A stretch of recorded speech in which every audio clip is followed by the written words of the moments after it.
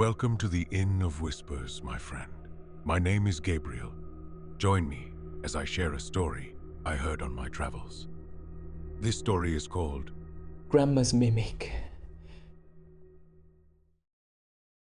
The memories of my childhood summers are painted in the warm, dusty hues of my grandparents' ranch in Coahuila.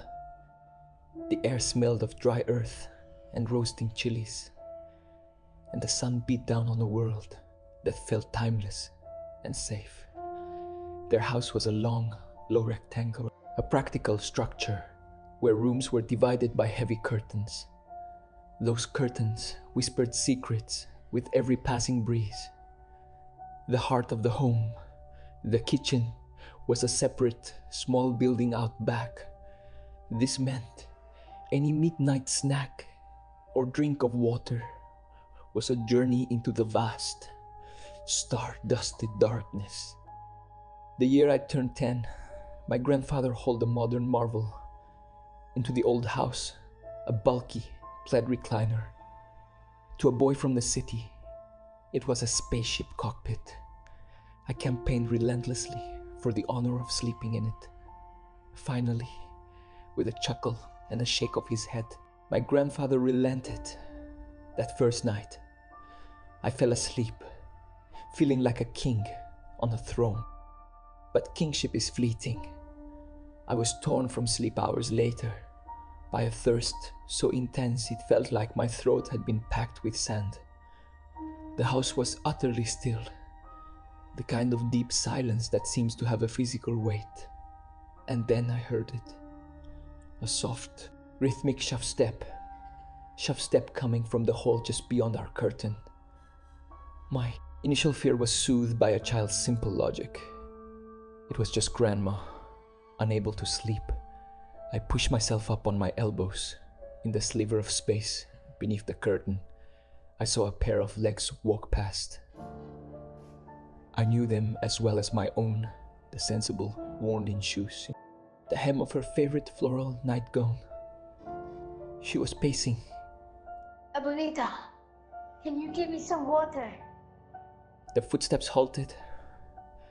I saw the shoes pivot, pointing toward me from the other side of the curtain.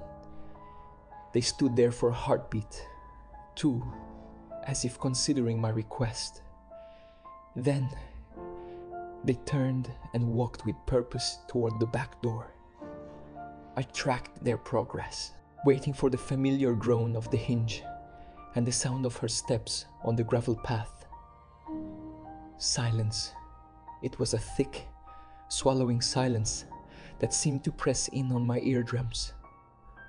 The shoes had stopped. The door had not opened. Abuelita, Grandma. From the bed, mere feet away, buried under her blankets, my grandmother's muffled, sleep-clogged voice answered. Mijo. Mijo, tuipase. The world, for a moment, stopped making sense. The cold that washed over me had nothing to do with the night air. It was the cold of reality cracking. My scream that followed was pure, unthinking terror. The aftermath was a blur of lantern light and concerned faces. My mother held me as my grandfather, grim-faced, checked the locks. The front door was bolted. The back door was not only locked, but had a heavy wooden chair wedged under the knob.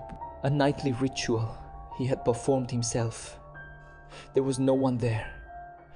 The explanations came quickly, meant to comfort. A bad dream, the strangeness of the new chair, an overactive imagination. I learned to stop talking about it, but I never stopped seeing it. I began sleeping with the covers over my head, creating a stuffy fortress against the night. I would lie awake for hours, straining to hear any sound from the hall, my heart hammering if the house so much as creaked. Years later, as an adult, the memory has lost none of its razor's edge. I've turned it over in my mind, trying to find a comfortable explanation. Someone once suggested astral projection, that I saw a wandering fragment of my grandmother's sleeping consciousness. It is a poetic idea that her spirit was still looking out for me, drawn by my thirst, but my mind always returns to the silence. A loving grandmother, even an astral one, would have opened the door. She would have fetched the water. What I spoke to in the hall didn't follow the rules of love or logic.